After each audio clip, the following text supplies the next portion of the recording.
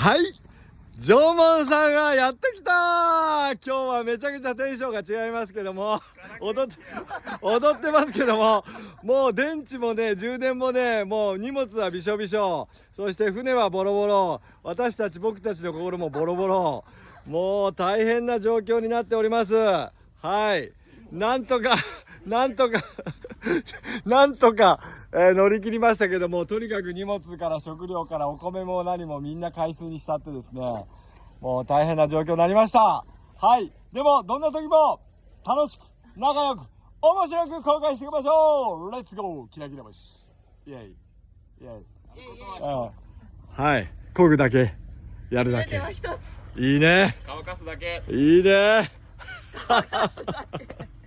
はい、もう私の充電、ね、バッテリーもですね、あと 10% しかありません。なんとか次の後島目指して頑張ってきます。レッツゴー、ありがとうございます。ゴー。